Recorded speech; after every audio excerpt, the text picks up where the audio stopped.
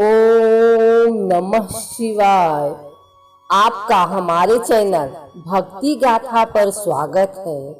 श्रावण मास में हम आपको प्रतिदिन श्रावण मास महात्म्य का एक अध्याय सुनाएंगे। श्रावण मास भगवान शिव को अत्यधिक प्रिय है। इस मास में जो कोई भी भगवान शिव की पूजा अर्चना करता है तथा कथा सुनता है, उसके ऊपर भगवान शिव की सदैव कृपा रहती है। तो आइए सुनते हैं श्रावण मास महात्म्य का दूसरा अध्याय। ईश्वर बोले, हे महाभाग, आपने उचित बात कही है। हे ब्रह्मा पुत्र, आप विनम्र गुणी, श्रद्धालु तथा भक्ति संपन्न श्रोता हैं। हे अनग, आपने श्रावण मास के विषय में विनम्रता पूर्वक जो पूछा है उसे तथा जो नहीं भी पूछा है वह सब अत्यंत हर्ष तथा प्रेम के साथ मैं आपको बताऊंगा।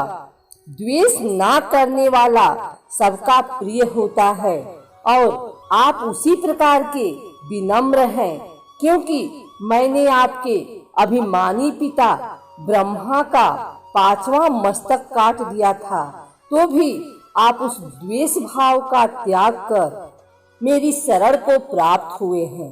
अतः हे तात, मैं आपको सब कुछ बताऊंगा, आप एकाग्रचित होकर सुनिए। हे योगिन, मनुष्य को चाहिए कि श्रावण मास में नियम पूर्वक नक्त व्रत करे और पूरे महीने भर प्रतिदिन रुद्राभिषेक करे। अपनी प्रत्येक प्रिय वस्तु का इस मास में त्याग कर देना चाहिए। पुष्पों, फलों, दातों, तुलसी की मंजरी तथा तुलसी दलों और बेल पत्रों से शिव जी की लक्ष्य पूजा करनी चाहिए। 1 करोड़ शिवलिंग बनाना चाहिए और ब्राह्मणों को भोजन कराना चाहिए। महीने भर धारण, पारण व्रत अथवा उपवास करना चाहिए। इस मास में मेरे लिए अत्यंत प्रीतिकर पंचामृताभिषेक करना चाहिए। इस मास में जो जो शुभ कर्म किया जाता है वह अनंत फल देने वाला होता है। हे मुने, इस माह में भूमि पर सोएं, ब्रह्मचारी रहें और सत्य वचन बोलें। इस मास को बिना व्रत के कभी व्यतीत नहीं करना चाहिए। फलाहार अथवा हविष्यान ग्रहण करना चाहिए। पत्ते पर भोजन करना चाहिए। व्रत करने वाले को चाहिए कि इस मास में साप का पूर्ण रूप से परित्याग कर दे। हे मुनि श्रेष्ठ, इस मास में भक्ति युक्त होकर मनुष्य को किसी न किसी व्रत को अवश्य करना चाहिए। सदाचार परायण भूमि पर शयन करने वाला, प्रातः स्नान करने वाला और जितेंद्रिय होकर मनुष्य को एकाग्र किए गए मन से प्रतिदिन मेरी पूजा करनी चाहिए। इस मास में किया गया पुरस्मरण निश्चित रूप से मंत्रों की सिद्धि करने वाला होता है। इस मास में शिव के सदाक्षर मंत्र का जप अथवा गायत्री मंत्र का जप करना चाहिए और शिव जी की प्रदक्षिणा, नमस्कार तथा वेद पारायण करना चाहिए। पुरुष युक्त का पाठ अधिक फल देने वाला होता है। इस मास में किया गया ग्रह यज्ञ, कोटि होम, लक्ष्य होम तथा अयुत होम शीघ्र ही फलीभूत होता है और अभीष्ट फल प्रदान करता है। जो मनुष्य इस मास में एक भी दिन व्रतहीन व्यतीत करता है वह महाप्रलय पर्यंत घोर नरक में वास करता है। यह मास मुझे जितना प्रिय है उतना कोई अन्य मास प्रिय नहीं है। यह मास सकाम व्यक्ति को अभीष्ट फल देने वाला तथा निष्काम व्यक्ति को मोक्ष प्रदान करने वाला है। हे सत्तम, इस मास के जो व्रत तथा धर्म है उन्हें मुझसे सुनिए। रविवार को सूर्य व्रत तथा सोमवार को मेरी पूजा व नक्त भोजन करना चाहिए। श्रावण मास के पहले सोमवार से आरंभ करके 3.5 महीने का रोटक नामक व्रत किया जाता है। यह व्रत सभी वांछित फल प्रदान करने वाला है।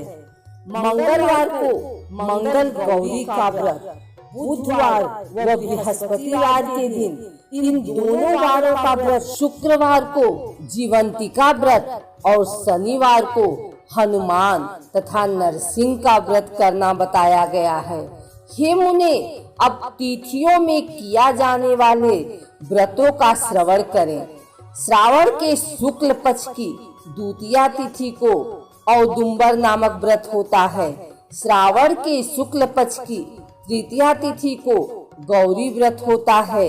इसी प्रकार शुक्ल की चतुर्थी तिथि को दुर्वा गणपति नामक व्रत किया जाता है। हे मुने, उसी चतुर्थी का दूसरा नाम विनायकी चतुर्थी भी है। शुक्ल पक्ष में पंचमी तिथि नागों के पूजन के लिए प्रशस्त होती है। हे मुनि श्रेष्ठ, इस पंचमी को रौरव कल्पादि नाम से जानिए। षष्ठी तिथि को सुपौदन व्रत और सप्तमी तिथि को शीतला व्रत होता है। अष्टमी अथवा चतुर्दशी तिथि को देवी का पवित्रारोपण व्रत होता है। इस माह के शुक्ल तथा कृष्ण पक्ष की दोनों नवमी तिथियों को नक्त व्रत करना बताया गया है।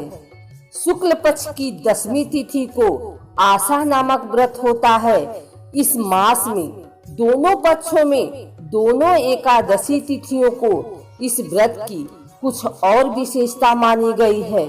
श्रावण मास के शुक्ल पक्ष की द्वादशी तिथि को श्री विष्णु का पवित्रारोपण व्रत बताया गया है। इस द्वादशी तिथि में भगवान श्रीधर की पूजा करके मनुष्य परम गति प्राप्त करता है। उत्सर्जन, उपाकर्म, सभादीप, सभा में उपाकर्म, इसके बाद रक्षाबंधन, पुनः श्रवणाकर्म, सर्प बलि और हयग्रीव का अवतार, ये 7 कर्म पूर्णमासी तिथि को करने हेतु बताए गए हैं। श्रावण मास के कृष्ण पक्ष में चतुर्थी तिथि को संकष्टी चतुर्थी व्रत कहा गया है और श्रावण मास के कृष्ण पक्ष की पंचमी तिथि के दिन मानव कल्पादि नामक व्रत को जानना चाहिए। हे द्विजोत्तम, कृष्ण पक्ष की अष्टमी तिथि को श्री कृष्ण का पूरा अवतार हुआ। इस दिन उनका अवतार हुआ, अतः महान उत्सव के साथ इस दिन व्रत करना चाहिए। हे मुनि श्रेष्ठ, इस अष्टमी को मनवाद तिथि जानना चाहिए। श्रावण मास की अमावस्या तिथि को पिठोरा व्रत कहा जाता है। इस तिथि में कुशों का ग्रहण और वृषभों का पूजन किया जाता है।